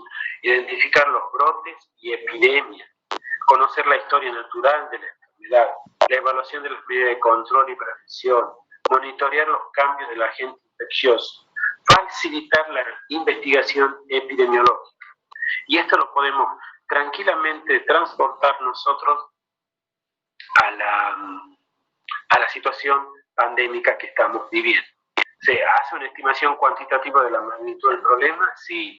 Nosotros sabemos perfectamente cuántas personas enferman día a día, cuántas personas enferman y cuántas mueren por esa enfermedad y cuántos se recuperan. Ese es un claro ejemplo de la vigilancia epidemiológica. Determinar la distribución geográfica, también se realiza la determinación de la distribución geográfica. Nosotros veíamos como en algunos lugares, por ejemplo, yo tomo la de Catamarca, tomo la de Tucumán, tomo la de Salta, seguramente van a ser diferentes los números y esta cuantificación muy diferente en cada uno de las regiones. Por eso decimos que determinamos la distribución geográfica. Identificamos brotes y la epidemia, en este caso la pandemia. Ustedes recuerdan que al comienzo de esta situación pandémica, el caso era personas que venían de lugares donde el virus era ya comunitario. Por ejemplo, decíamos, personas que vienen de Europa, de Asia, ya la considerábamos, y que presentan algún síntoma, la considerábamos como caso. Por eso, vemos dónde están los brotes, dónde comenzaron, cómo se distribuye. Habíamos observado un camionero, no sé si ustedes recuerdan, que había llevado la enfermedad del COVID a varias personas. En la vigilancia epidemiológica también conocemos de la historia natural de la enfermedad. ¿Cuál sería el agente causal, cuál sería el huésped y cuál sería el medio ambiente en el caso del COVID? Que sería el periodo prepatogénico. La enfermedad afecta a todas las personas, o sea, enferma a todas las personas, de diferentes maneras, pero las enferma. El agente causal, en este caso, es una variante del SARS, nosotros lo conocemos como COVID-19 en este momento, y bueno, ¿qué característica tiene? Que es un virus, ¿sí? Que provoca una neumonía, que provoca alteraciones sistémicas en todo el organismo, causando que si no se revierte esa situación, puede llevar a la muerte de las personas. También conocemos, ¿qué otra cosa conocemos? Los signos y los síntomas, sabemos que hay un horizonte clínico. ¿Cuáles serían los síntomas? Que es característico, es decir, uno necesita que se le haga hisopado cuando la persona presenta fiebre mayor a 37,5, cuando presenta falta de olfato, falta de gusto, dolor muscular intenso, bueno, y allí ya podemos decir que estamos en presencia de la enfermedad COVID. ¿Cómo se resuelve esta enfermedad? Se puede resolver curándose de la enfermedad. En este momento están en estudio para buscar más evidencia científica con respecto a las secuelas que dejan los individuos que padecieron COVID. Hasta el momento hay muchas personas que tienen problemas y les ha quedado la secuela, y la consecuencia más grave dentro del desarrollo de esta enfermedad, que sería la muerte. Evaluación de las medidas de control y prevención. ¿Qué medidas de control y prevención hemos tenido nosotros en estos últimos tiempos con respecto al COVID, con respecto a la vigilancia epidemiológica? Hemos tenido desde el aislamiento preventivo social, ¿sí?, hasta el uso de barbijo. Al comienzo se decía que barbijo sí, que barbijo no. Luego la OMS sí autorizó, recomendó, mejor dicho, la utilización del barbijo. Entonces, la vigilancia epidemiológica, a partir de los hechos, de cuantificar cada caso con las características, pudo ir, en el caso de COVID, dando algunas medidas de control y prevención. Monitorear los cambios del agente infeccioso. En este momento ya se habla que en los países de Europa se está presentando una reinfección o un rebrote con creo que el 98% de un virus, del mismo virus, con algunos cambios dentro del virus. O sea, este agente infeccioso va teniendo modificaciones. Y por supuesto, el uso de la vigilancia epidemiológica ayuda o facilita la investigación epidemiológica. También puede comprobar las hipótesis y facilita la información para la planificación. El sistema de vigilancia epidemiológico depende de la cobertura que se quiera lograr, los objetivos que se quieran cumplir, las propuestas posibles, organización de la localidad, el interés de los organismos y de gobiernos u otras entidades. Y ustedes me dicen, ¿cómo puede ocurrir que frente a una pandemia no haya interés? Efectivamente, nosotros tenemos países como Estados Unidos, donde no se tomaron medidas de aislamiento, y hubieron estados dentro de este país que no tomaron las medidas preventivas, ni siquiera el uso del barbijo, produciendo dentro de las comunidades, dentro de la comunidad, una alta tasa de mortalidad, inclusive de infección. Fuentes de información. ¿De dónde obtenemos nosotros la información para hacer esta vigilancia epidemiológica? En los servicios de urgencia, en atención primaria, en los consultorios de la comunidad, en el segundo nivel de atención, en los consultorios especiales, en el tercer nivel de atención, en los hospitales, en los laboratorios, en la parte clínica, en la salud ocupacional y en el ambiente, centros de rehabilitación, servicio médico legal, partes policiales y licencias médicas. ¿Qué vamos a hacer con los datos que se van recolectando? Resumen de fuentes de datos, con notificaciones, declaraciones de muestras de laboratorio, estadísticas vitales, de funciones y nacimientos, encuestas, registros especiales, centros centinela, sistemas administrativos financieros, sistemas de información gerencial. Todos estos son fuentes de datos para la obtención de información para realizar vigilancia epidemiológica. Recolección de la información. Tenemos fuentes primarias, estudios monitoreo, casos registrados, y dentro de lo que sería la activa, perdón. Dentro de la activa tenemos fuentes primarias o estudios monitoreo, la pasiva, los casos registrados, y las centinelas, que sería una conjunción de la vigilancia activa y de la vigilancia pasiva.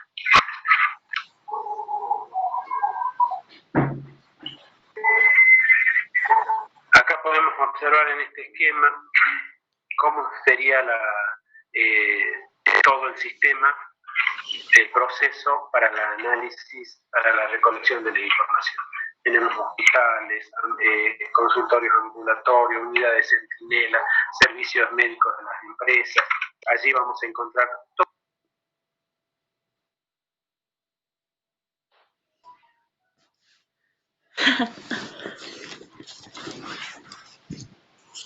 ¿Qué pasó? ¿No se salió el profe? Se salió. Se le salió el profe, parece. Sí, parece que se le salió. Sí, ya va a volver.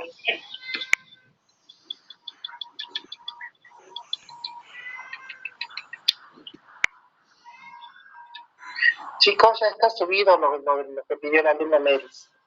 Está silenciado, profe. ¿Cómo dijo profe Flores? Que ya está subido lo que dieron el lunes. Ah, bueno, gracias. Profe, disculpe, ¿Sí? los power la teoría de hoy también lo van a subir al aula virtual. Sí, bien, me lo manda el licenciado, se lo voy a pedir, así ya lo subo ya al... Ah, bueno, gracias, profe. Gracias, profe. Y igualmente, ya lo van a tener para el jueves que viene. Chicos, me está impidiendo compartir el anfitrión, me dice. Parece que ya no sacó del aula. Sí, el anfitrión inhabilitó la función de compartir las pantallas de los participantes.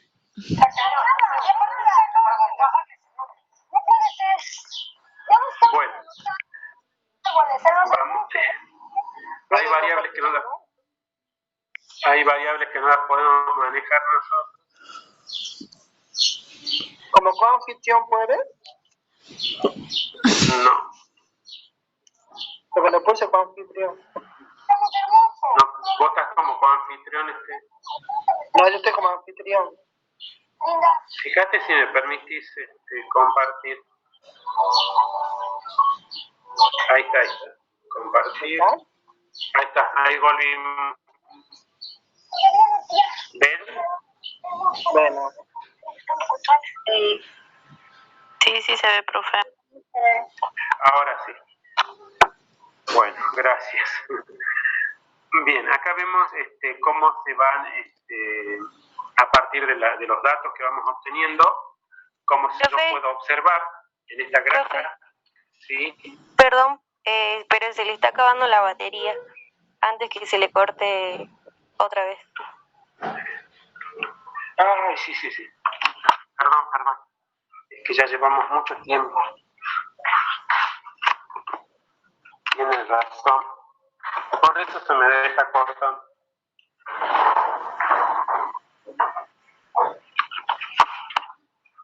Mire si nos pasa esto en la virtualidad, que se acaba la batería del profesor. ¿Se imagina?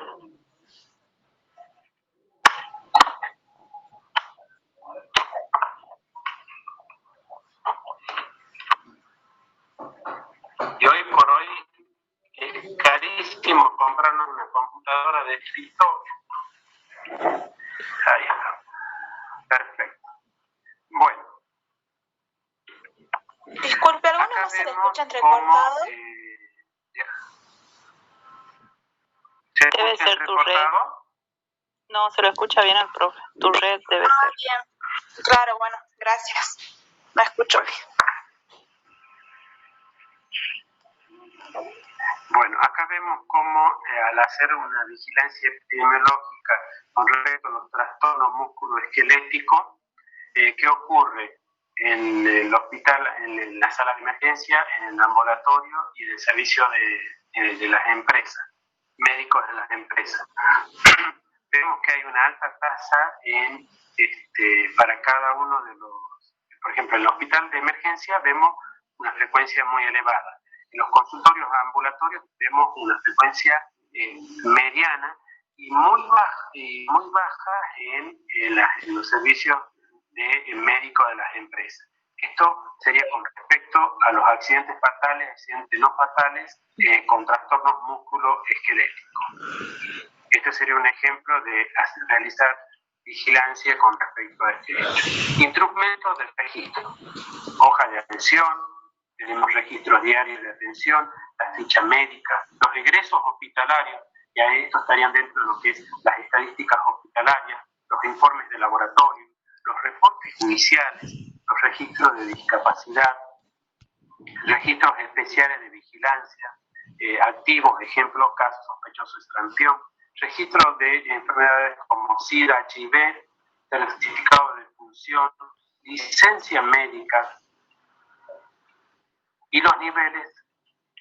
De acuerdo a esto tenemos nivel local, funciones críticas, detección de casos, situación anómala y su notificación, tratamiento de los casos, colaboración en la ejecución de la prevención y control en la comunidad con respecto a los servicios de salud, integración de la información de su territorio, análisis y difusión de esta, planificar, coordinar y participar en las acciones de prevención y control que se aplicarán en la comunidad.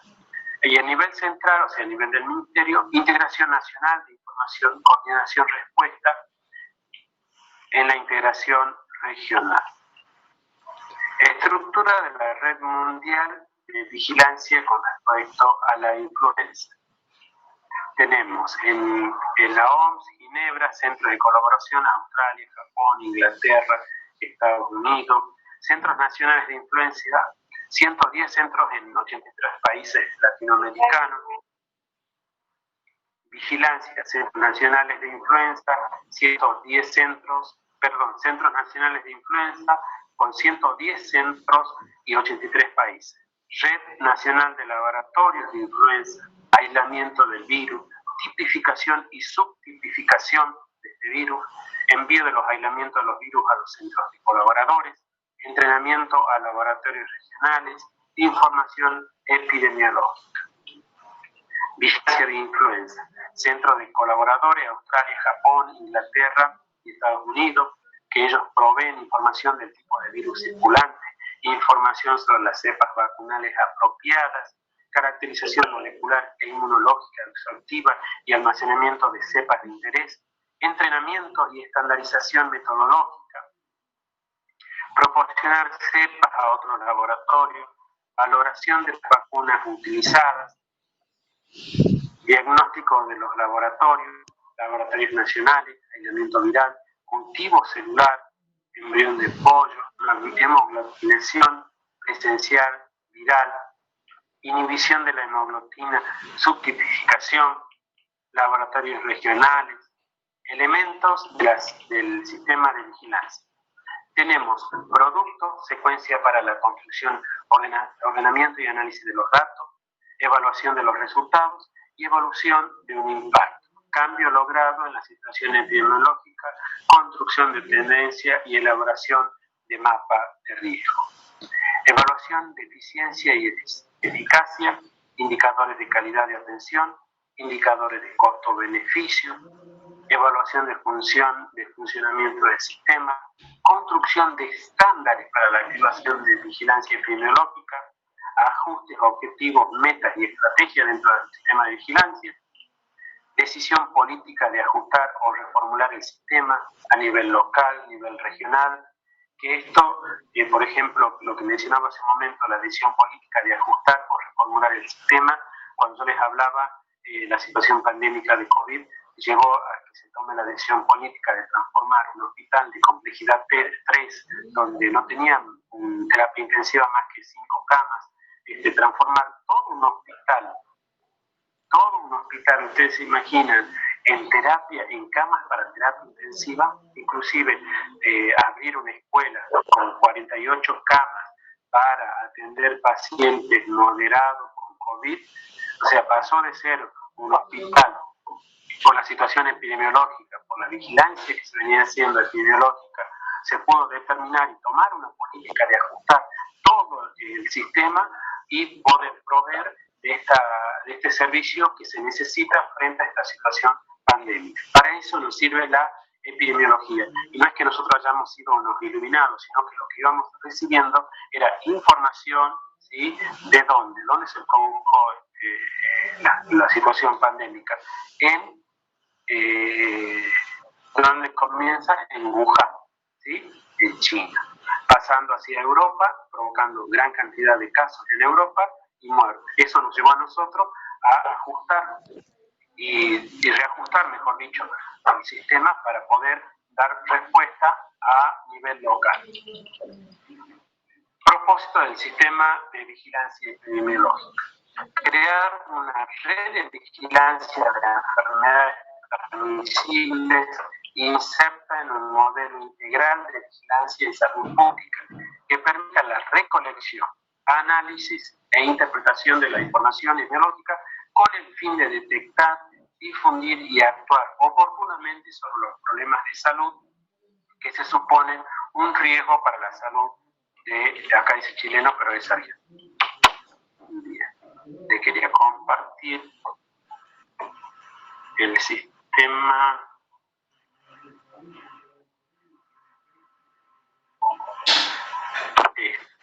Bien.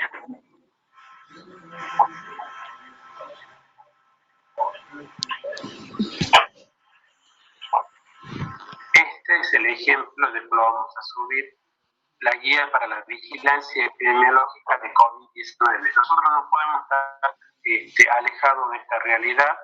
En este libro, en este módulo, habla cuáles serían los objetivos de la vigilancia en este caso, quiénes están obligados a notificar los casos, qué es definición de caso y la clasificación, cuando lo digo que es una definición de caso sospechoso, cuando es caso confirmado, cuando es caso confirmado por criterio clínico epidemiológico, y una serie de cuestiones acá dentro de este libro que a ustedes les va a dar la dimensión y la práctica de lo que es una vigilancia epidemiológica. El objetivo de esta vigilancia es alertar de forma temprana la detección de casos sospechosos y confirmados de COVID-19 para la adopción de las medidas de cuidado adecuado del paciente, aislamiento de casos y rastreo y cuarentena de contacto con el propósito de interrumpir la cadena de transmisión, permitir el monitoreo de la magnitud, dispersión y gravedad de los casos confirmados de COVID-19 en la Argentina y monitorear las estrategias de testeo y sus resultados en los diferentes momentos de la pandemia en la Argentina. Esto va a quedar para que ustedes puedan leer, no son muchas páginas que van a resultar muy la silla hemos visto.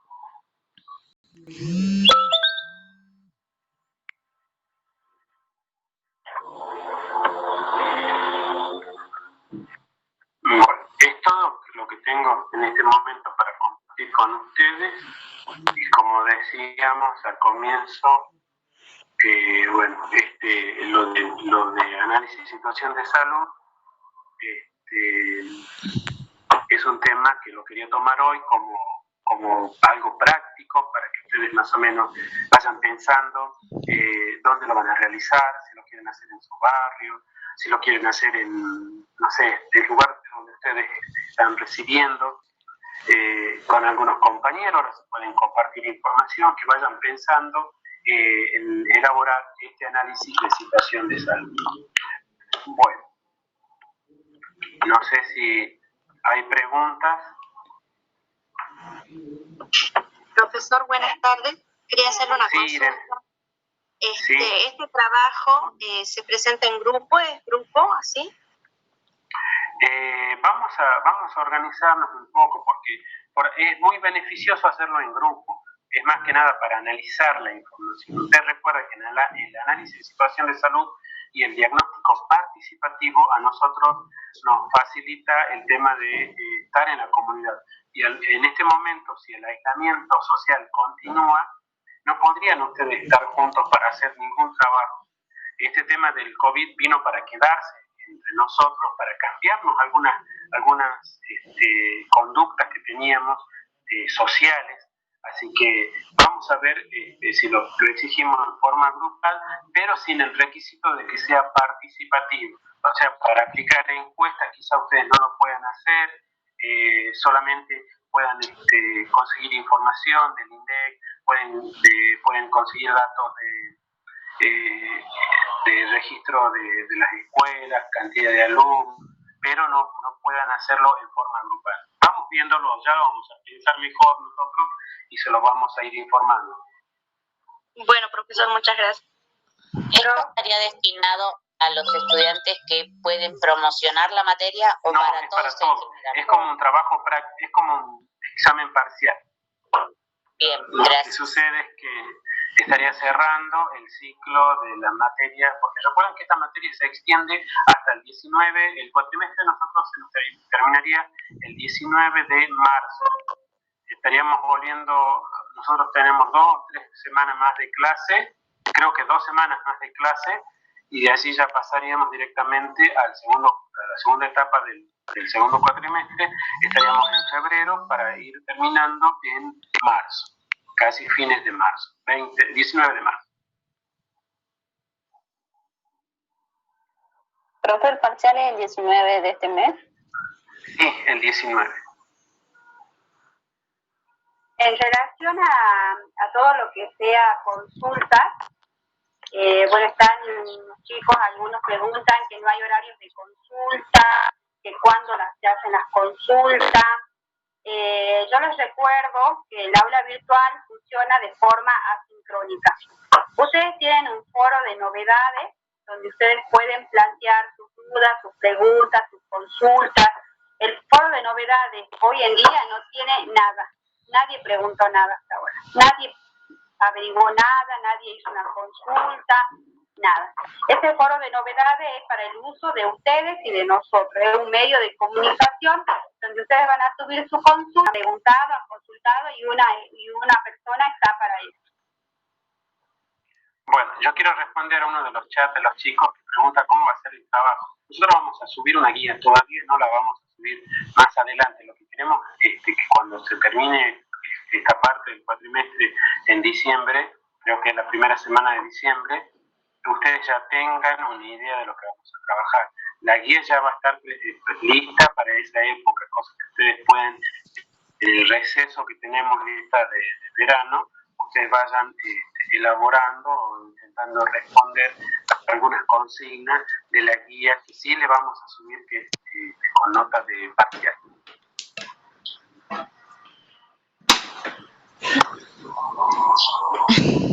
A ver qué dice el profe, pues que suban las teorías 2. Sí. ¿Me escuchas? Sí. Quería preguntarle si es que el lunes tendremos clase, porque no entiendo, creo que es feriado el lunes. No, este lunes no. Este lunes no. Ah, bien, entendí que este lunes, pensé que era este lunes. No. No. Para Leonel, Huanca pregunta cuándo tendríamos que presentar el informe. El informe será presentado